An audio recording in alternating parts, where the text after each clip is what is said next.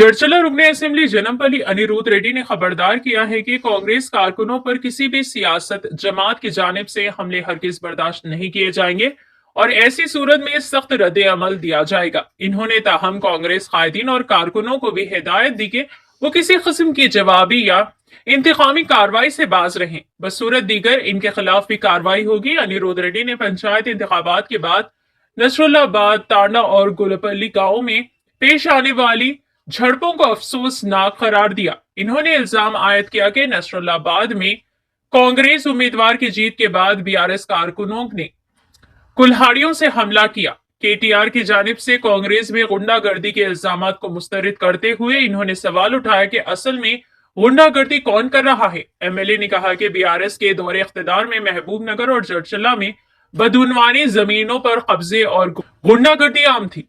इन्होंने कहा कि अवाम ने पंचायत इंतखाबात में बीआरएस को मुस्तरद करके सबक सिखाया है। अनिरुद्ध रेड्डी ने वाजे किया कि कांग्रेस हुकूमत आजादी और कानून की बालादस्ती पर यकीन रखती है, मगर हरासानी हरगिज बर्दाश्त नहीं की जाएगी। इन्होंने तमाम सियासी जमातों से अमन व अमान बरकरार रखने और जमहूरी इक़्तिदार का एहतराम करने की अपील की।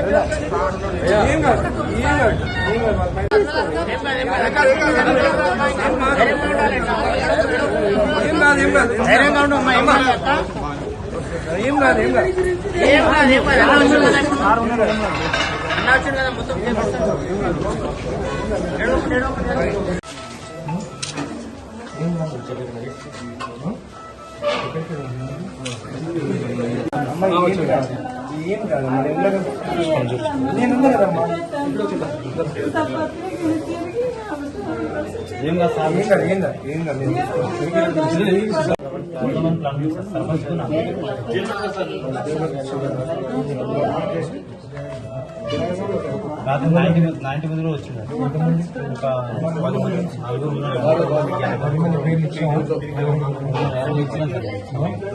ట్రీట్మెంట్ తీసుకోమని చెప్పి ఏం కాదు మనం తెలుసుకుంటాను. పోలీసులు కూడా చెప్పిన యాక్షన్ 100% తీసుకుంటాం. నీ జోలికి ఒక్కరు రాదు, మన వాళ్ళు జోలికి ఒకరు సర్పంచ్ జోలికి వస్తుంది sir.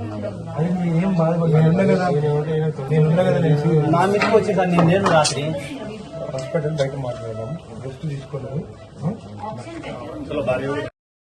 Sarpanch third phase elections results తర్వాత చర్చల బాలనగర్ మండలంలో మంచి రిజల్ట్స్ కాంగ్రెస్ పార్టీ మంచి మెజారిటీస్తో మేము బలపరిచిన అభ్యర్థులు గెలిచారు. అయితే నసరాబాద్ ప్రాంతంలో మా క్యాండిడేట్ గెలుస్తాడు అక్కడ. అయితే మా క్యాండిడేట్కి సపోర్ట్ చేసిన పెంట్యా, నా ఇంటి మంచి పెంట్యా నాయకు, ఆయనపై గుడ్డలతో దాడి చేయడం జరిగింది.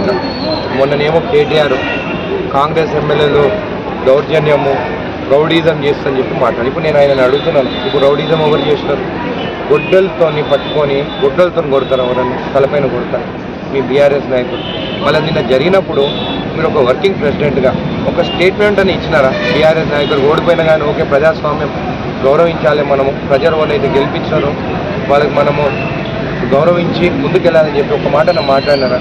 కావాలని చెప్పేసి మీడియా బయటికి వచ్చేసి మీడియా దగ్గరికి వచ్చేసి మీరు దౌర్జన్యం చేస్తున్నాము, మనం నిలబడదాము, మనం కొట్లాడదాము మాట్లాడితే ఈ పరిస్థితి చేస్తుంది. బీఆర్ఎస్ నాయకులే నేను చెప్తున్నాను. మా సీఎం రేవంత్ రెడ్డి గారు నిన్న 7th గ్యారెంటీ 7వ గ్యారెంటీ అని చెప్పి ప్రకటించింది. అంటే మీకు స్వేచ్ఛ ఉంది, అసలు కొట్లాటలు ఏం లేకుండా ప్రశాంతంగా ఉంది రాష్ట్రం అని చెప్పి చెప్పడం జరిగింది. మళ్ళీ మీరు చేసే పనులు ఏంటి? మా సీఎం రేవంత్ రెడ్డి గారు కూడా చెప్తున్నాము, మీరు చెప్పిన 7th గ్యారెంటీకి మేము అందరం కట్టుబడి ఉన్నాము. కానీ ఇప్పటి నుంచి చర్చలలో మాత్రము బీఆర్ఎస్ నాయకులు ఎవరైనా మా జోలికి వస్తే, కాంగ్రెస్ మా నాయకుల జోలికి వస్తే నేను కూడా నా కన్ను ఎర్ర చేసుకోవాల్సి వస్తుంది చర్చలలో. ఇప్పటి వరకు అందరూ మనోళ్ళని చెప్పేసి ముందుకెళ్ళాను, కానీ మా వాళ్ళపైన గుడ్డలతో దాడి చేస్తే ఊరుకునే లేదని చెప్పి కూడా నేను చెప్తాను. నేను ఇంకా ఊరుకోను. బీఆర్ఎస్ నాయకులకి అందరూ చెప్తాను, మా నాయకులు కానీ మా లీడర్లు కానీ ఎవరు మీ జోలికి రారు, కానీ మీరు మాత్రం మా దగ్గరకు వస్తే మాత్రము మేము ఊరుకోము. మేము మంచిగా ఉండి అందరిని కలుసుకొని ముందుకు పోతుంటే ఇలాంటి పనులు చేస్తే మాత్రం మంచిగా. కేటీఆర్ గారిని కూడా అడుగుతున్నాను నేను, ఎందుకు వచ్చి మీరు ఒక స్టేట్మెంట్ ఇస్తున్నారు కొట్లాటలు వద్దని చెప్పేసి? మళ్ళీ వాళ్ళపైన ఏం యాక్షన్ తీసుకుంటారు? 10 ఏళ్ల పాలనలో మహబూబ్నగర్ చర్చల్లో చేసిన అరాచకాలు, కబ్జాలు, రౌడీజము మేము ఈ 2 ఏళ్ల నుంచి మహబూబ్నగర్ ఎమ్మెల్యే కానీ నేను కానీ ఒక్క కొట్లాట లేకుండా ప్రశాంతంగా ఉన్నది. అట్లాంటి మీ నాయకులు ఇలాంటి పని చేస్తుంటే కూడా మీ నాయకులు ఒక్కడు కూడా ముందుకు వస్తారు. ఇప్పటి నుంచి మాత్రము మా జోలికి వస్తే మాత్రం ఊరుకునేది లేదని చెప్పి తెలియదు.